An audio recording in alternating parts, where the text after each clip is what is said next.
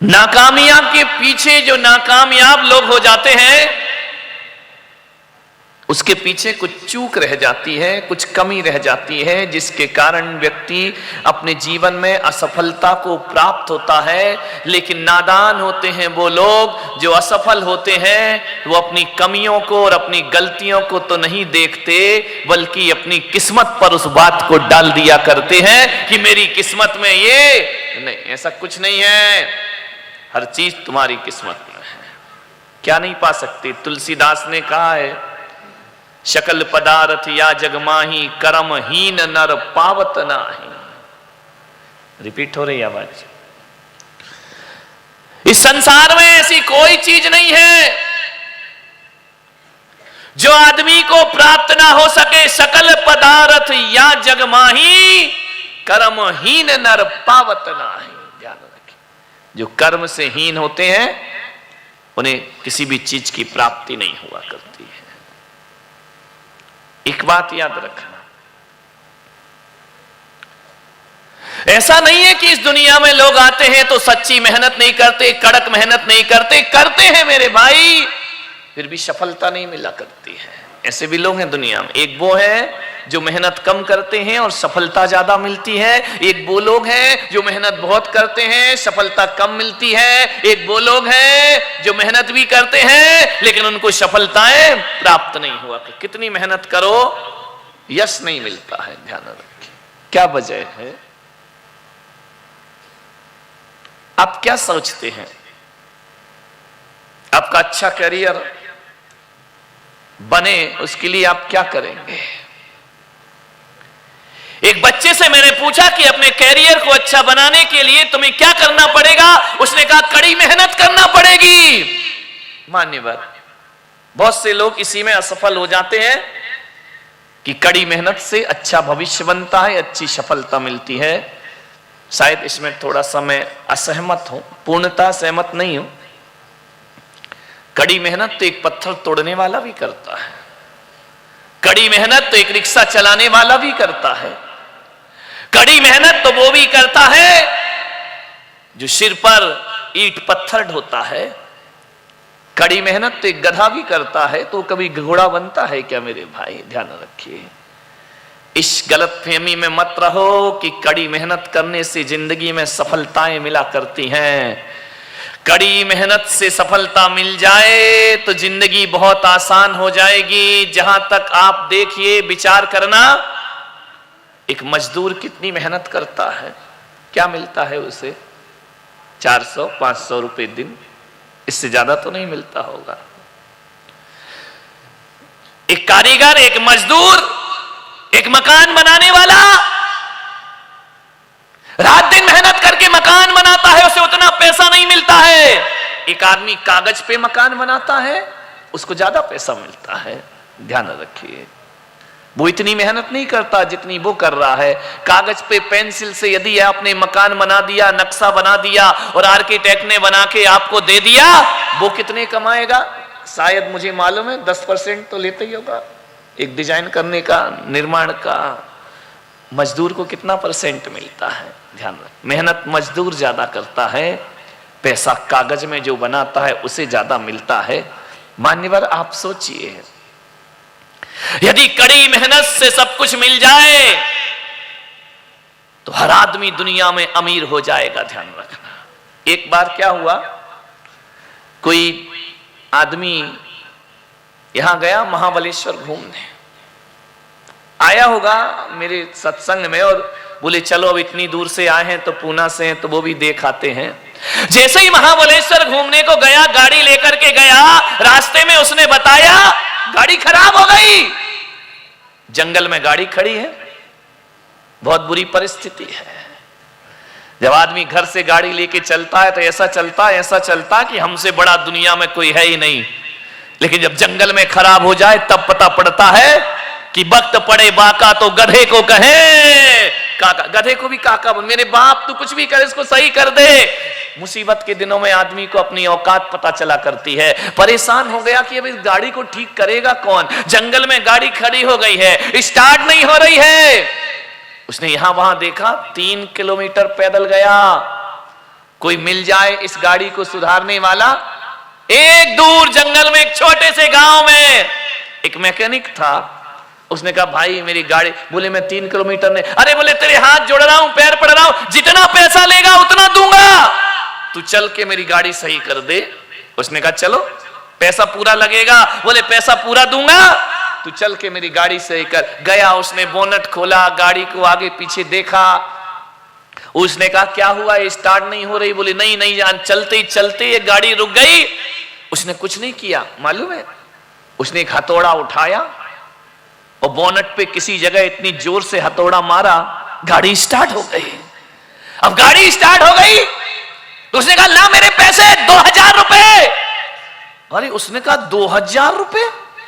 ये हथौड़ा मारने का 2000 रुपए ले रिया है, ना तूने इसमें कोई मटेरियल लगाया है, ना कोई सामान लगाया है, एक हथौड़ा मारा है, 2000 मांग रहा है। उसने कहा बाबूजी 2000 रुपए तो लगेंगे, मैंने कहा था पूरा पैसा लूंगा।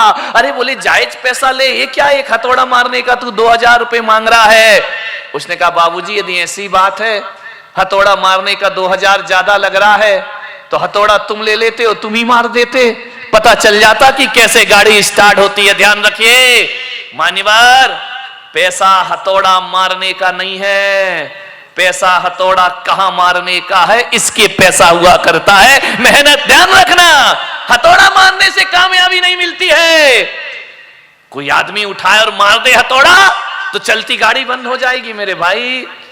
हथौड़ा कहां मारना है, इसका पैसा मिला करता है। मान्यवर ध्यान रखिए, सोचना है आपको सफलता जीवन में कैसे मिलेगी, आपका अच्छा कैरियर कैसे बनेगा, अच्छा भविष्य कैसे बनेगा। मेहनत से नहीं बनता है, ध्यान रखना। मेहनत किस दिशा में कर रहे हो, ये हमको ध्यान में रहना चाहिए।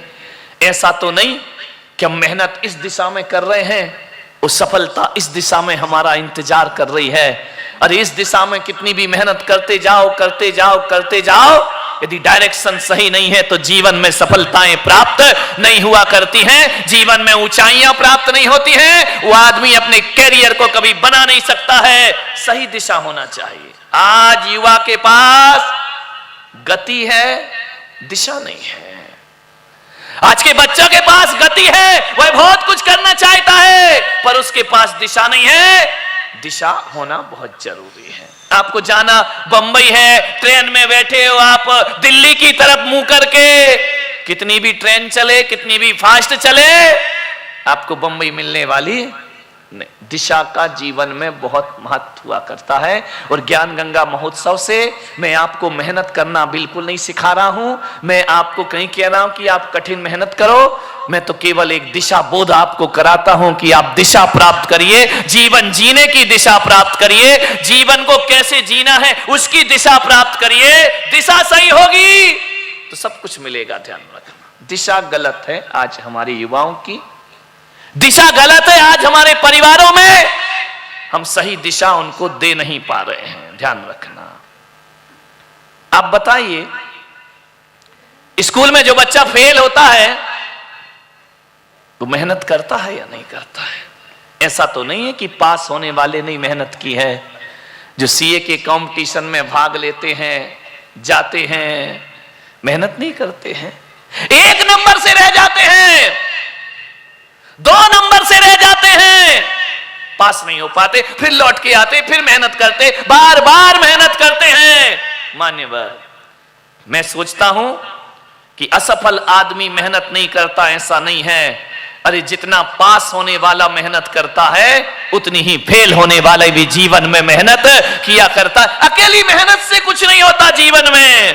ध्यान रखना, थोड़ा सा हमें अपने बच्चों को दिशा बोध देना पड़ेगा। एक बच्चा मेरे पास आया, बोले महाराज मैं सीए के कई बार एग्जाम दे चुका हूं, फेल हो जाता हूं।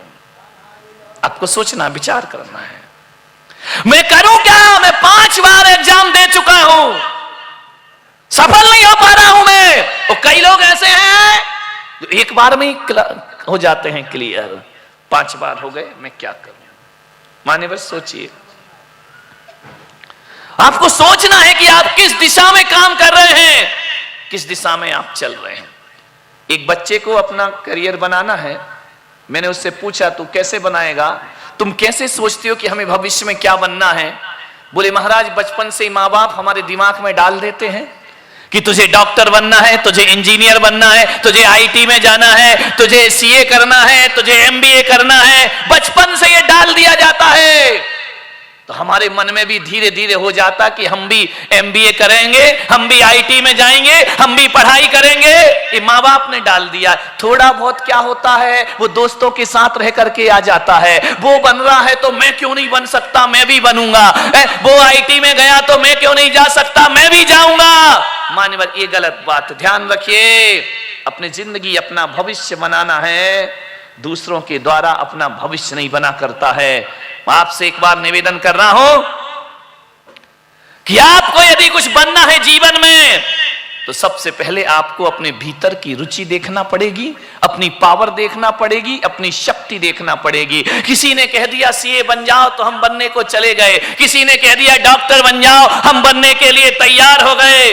होता क्या है मालूम है? जब पूछा जाता है क्यों क्या कर रहा है, बोले मैं आईटी में जाने की तैयारी कर रहा हूं। अरे तैयारी कर लेगा तू इतनी मेहनत? अरे क्यों नहीं कर लूंगा, कर लूंगा। कहता तो इतनी आसानी से है, लेकिन जब वापस लौटता है हारता है। पूछो क्या हुआ, तू तो कह रहा था मैं सब कुछ कर लूंगा। अरे वो कर तो मैं सब लेता, थोड़ा लक ने साथ नहीं दिया, किस्मत ने साथ नहीं दी। मान्यवर यहां किस्मत क्या करेगी उसकी जिंदगी में? मान्यवर सोचना है आपको। आपसे भी मेरा निवेदन है, केवल बच्चे ही इसे अपनी जिंदगी की तरफ ना मोड़े, अपने आप को भी अपना भविष्य बना। आपका भी तो भविष्य है, आप भी अपनी जिंदगी में सफलताओं को प्राप्त कर सकते हैं। विचार करिए आप, लाखों लोग कंपटीशन में बैठते हैं, सिलेक्ट कितने होते हैं? कितने परसेंट? 1%, 2%, इससे ज्यादा तो नहीं होते हैं ना। विचार करिए। लेकिन जो जो लाखों लोग उस कंपटीशन में शामिल होते हैं, स्कूल से पढ़ के आते हैं कि हम पढ़ाई करेंगे, आगे बढ़ेंगे, कंपटीशन में लाखों लोग आते हैं। लाखों में होना तो 1-2% लोगों का, ये सबका सिलेक्शन होने वाला नहीं है। लेकिन हर बच्चा ये सोचता है कि मेरा तो जरूर होगा और मैं हो जाऊंगा। लेकिन जब वो आकर के बैठता है, जब एग्जाम देता है, रिजल्ट आता है, असफलताएं उसके जीवन में हाथ लगा करती हैं। ये देखकर, लोगों से समझ के आपने यदि जीवन का लक्ष्य बना लिया, आप जीवन में फेल हो जाएंगे। ध्यान रखिए मान्यवर। किसी बच्चे से ये पूछना, यदि तुम्हारा बेटा कहे कि मैं आईटी में जाऊंगा, मैं सीए करूंगा, मैं बड़ी से बड़ी आईएएस आईपीएस रैंक की परीक्षाएं दूंगा, पहले उस बच्चे से पूछना क्या तू 10-10 घंटे 12-12 घंटे पढ़ने को तैयार है? देखो, शुरू का जज्बात होना अलग चीज है और उसे क्रियान्वित करना अलग चीज है। चलो मान लो वो पढ़ भी लेगा तो भी जरूरी नहीं है कि उसको सफलताएं प्राप्त हो जाएं उसके जीवन में। मान्यवर, आपको पहले अपना देखना पड़ेगा कि मेरे अंदर पावर कितनी है। ध्यान रखिए। भाग रहा है, लोग भाग रहे हैं, वो बन रहा है तो हम भी बनेंगे, वो बन गया तो हम क्यों नहीं बन सकते। माँ बाप भी कह रहे कि जाओ, तुम क्यों नहीं बन सकते, दुनिया में सब कुछ हो सकता है। मेरे भाई इतना ध्यान रखिए। कुछ बच्चे ऐसे होते हैं जिन्हें 1 घंटे में याद हो जाता है कुछ चैप्टर स्कूल का। कुछ ऐसे होते हैं जिन्हें 1 घंटे में याद होता है। उस समय बच्चों को सिखाओ, आप अपने आप को देखो, क्या मैं 1 घंटे में याद कर सकता हूं? क्या आपको 2 घंटे लगते हैं, 5 घंटे लगते हैं, 10 घंटे लगते हैं, 6 घंटे लगते हैं? कितना लगता है? यदि आपको 6 घंटे लगते हैं और कुछ बच्चे ऐसे जो 1 घंटे में याद कर लेते हैं, अब बताइए 6 घंटे वाला 1 घंटे से कितनी प्रतिस्पर्धा करेगा, कितना आगे बढ़ने का प्रयास करेगा, कितना आगे, कितनी मेहनत करेगा वो। मेरे भाई एक बात ध्यान रखिए, यदि लोग 1 घंटे में याद करते हैं और तुम्हें जीवन की ऊंचाइयों को प्राप्त करना है, यदि तुम में आधे घंटे में याद करने की शक्ति आती है, और ये शक्ति अपने आप नहीं आती है, एक प्रोसेस है, एक साधना है, एक तपस्या है। धीरे धीरे जिस बच्चे को 1 घंटे में एक चैप्टर याद हो रहा है ना, उसने 1 दिन में ये सब नहीं कर लिया है। 5-5, 10-10 साल की प्रैक्टिस होती है, तब जाकर उसकी मेमोरी शार्प हुआ करती। अब आप सोच कैसे लड़ेंगे आप उससे? कैसे उससे कंपटीशन में आगे निकलेंगे? नहीं निकल पाएंगे। मेरे भाई एक बात ध्यान रखना, आपसे मेरा निवेदन है, जब तक अपनी पावर, अपनी शक्ति और अपनी रुचि पर ध्यान ना दो, लाख मेहनत करना, जीवन में कभी भी सफलताएं मिलने वाली नहीं है। जीवन में ऊंचा, हर व्यक्ति सीए बन जाएगा तो फिर दुनिया चलेगी कैसे मेरे भाई? मान्यवर, मैं आपसे एक चीज कह रहा हूं, जी लाखों लोग बैठते हैं और कंपटीशन होते हैं ना, एक्स्ट्रा ऑर्डिनरी बुद्धि होती है उनका, एक्स्ट्रा ऑर्डिनरी दिमाग, और यदि हमारा नहीं है तो लाख मेहनत करो, आपको सफलताएं मिलने वाली नहीं है। जीवन में ध्यान रखिए। आपसे निवेदन है मेरा, बड़ी विनम्रता के साथ, यदि बच्चा असफल हो गया तो आप क्या कहेंगे उसे? कि तू ढंग से नहीं पढ़ता है, तू मेहनत नहीं करता है, देख बाजू वाले का बच्चा कितने जल्दी तरक्की कर रहा है। बाजू वाले के उदाहरण से तुम्हारा बच्चा कैसे सुधर सकता है? तुम्हारे बच्चे में दिमाग कैसे आ सकता है? मान्यवर, मेरा एक भक्त था, अभी भी है, उसने बहुत मेहनत की डॉक्टर बनने के लिए, सफलता नहीं मिली उसको। पीएमटी के एग्जाम दिए, कंपटीशन में गया, सफलता नहीं मिली उसे। बहुत मेहनत की, बहुत पढ़ाई की। जब आदमी बहुत मेहनत और पढ़ाई करता है और बार बार असफलता होती है ना, तो नेगेटिव विचारधारा जीवन में प्रकट हो जाया करती है, आदमी निराश हो जाया करता है, नकारात्मक सोच उसके अंदर आ जाती है, आदमी डिप्रेशन में चला जाता है, आदमी सोचता है अब ये दुनिया जीने लायक, बड़ा निराश हो गया वो।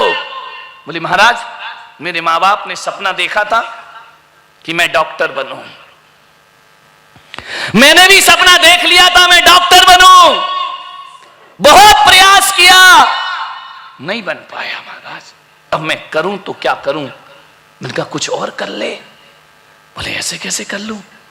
बनूंगा तो डॉक्टर ही बनूंगा। कितनी बार असफल हो गया वो लड़का, निराशा की आगोश में चला गया वो लड़का। बोले बहुत मेहनत करता हूं महाराज। वो आया किस लिए था मालूम है? कोई मंत्र दे दो, कुछ कर दो, घुमा दो, डंडा अंडा, कोई नारियल मारियल पकड़ा दो मुझे। इनका पागल हो गया है तो मेरा इन चीजों पे रत्ती भर विश्वास नहीं है, ध्यान रखना। ऐसे कैसे हो जाएगा कुछ पकड़ा देने से? मान्यवर बोले महाराज कुछ करिए। मैंने कहा मेरे पास ना मंत्र है, ना तावीज है, ना गंडा है, ना मेरे पास यंत्र है, ना मैं कुछ फूंक फाक करता हूं, ध्यान रखना। लेकिन हां एक सलाह है, यदि मान ले तो मैं उचित सलाह दे सकता हूं। उचित लगे तो स्वीकार करना, ना लगे तो तेरी मर्जी। मैंने कहा तू डॉक्टर बनना चाहता है? मैंने कहा, बोले हाँ। एमबीबीएस करना चाहता है? बोले हाँ। कितनी बार प्रयास कर लिया? बोले 4-5 बार, सफलता नहीं मिल रही है। मैंने कहा एक बात याद, तेरे अंदर इतनी कैपेसिटी नहीं है, हौसले तो बुलंद है, जज्बात तो बुलंद है, लेकिन पावर नहीं है, ध्यान रखना। लेकिन मुझे तो बनना है। मैंने कहा एक काम कर, मैं ज्यादा तो जानता नहीं, मैं साधु संत आदमी। मैंने कहा तुझे इसी लाइन में जाना है, इलाज में जाना है, ट्रीटमेंट में जाना है। मैंने कहा तू ऐसी जगह मेहनत कर रहा है जहां कंपटीशन बहुत ज्यादा है। मैंने कहा ऐसी जगह मेहनत कर जहां कंपटीशन बहुत कम हो सकता है वहां तुझे सफलता की प्राप्ति हो जाए, वहां तू सक्सेस हो जाए। उसने कहा मैं क्या करूं? मैंने कहा नहीं बन रहा, एमबीबीएस नहीं कर पा रहा, कोई बात नहीं है। आजकल फिजियोथेरेपी चल रही ना, जबरदस्त चल रही है, ध्यान रख। कोई बहुत बड़ा कंपटीशन भी नहीं है उसमें, कोई ज्यादा बुद्धिमत्ता की बात भी नहीं है उसमें। मैंने कहा वो करने लग। बोले महाराज मैं कैसे करूंगा, मेरा इज्जत। अरे मैंने कहा इज्जत क्या होती है? कोई भी चीज, कोई भी क्षेत्र, मान्यवर ध्यान रखिए, इज्जत डिग्रियों से नहीं होती है, इज्जत टैलेंट से मिला करती है। आदमी को योग्यता से इज्जत मिला करती है, सम्मान मिला करता है आदमी को, डिग्रियों से थोड़ी इज्जत मिलती है। मैंने कहा एक काम कर, मेरा कहना मान ले। मान्यवर उस लड़के ने हार कर फिर फिजियोथेरेपी का कोर्स किया, पढ़ाई की। 2-4-5 साल बाद मैं उस नगर में पहुंचा, और अचानक मेरी गर्दन में दर्द हो गया। तो मैंने कहा भाई डॉक्टर आए, बोले तो फिजियोथेरेपी वाला ही इसको सही कर सकता है। तो मैंने कहा भाई किसको बुलाऊं? एक लड़के को बुलवाया कि एक नया नया आया है, उससे आप कराइए। जब वो आया मैं देख करके हैरान रह गया। मैंने कहा तू तो मुझे लगता है कि वही लड़का है जो कभी MBBS के लिए तड़प रहा था, भाग रहा था। बोले महाराज, उसने मेरे चरण छुए, बोले महाराज यदि आप नहीं होते तो हो सकता है मैं इतने निराशा में चला गया था कि मैं आत्महत्या कर लेता, जीवन खत्म कर लेता। आपने मुझे दिशा दी, आपने मुझे बोध दिया। मैंने कहा क्या करता बेटा? बोले महाराज जितनी मेहनत वहां करता था उससे कम मेहनत में मैं आज फिजियोथेरेपिस्ट बन गया। मैंने कहा कितना कमाता है? अरे एक सीट के ये लोग एक एक बार के 500, 600, 700 रुपए तो ले लिया करते हैं, ध्यान रखिए। मैंने कहा एक दिन में कितना करता है? बोले 8-10 तो ग्राहक मिल ही जाते हैं मुझे जिंदगी में। एक दिन में 8-10, इसका मतलब 4 से 5 हजार रुपए महीने नहीं दिन में कमाता है। महीने में तो लाख 1.5 लाख का मालिक बन गया।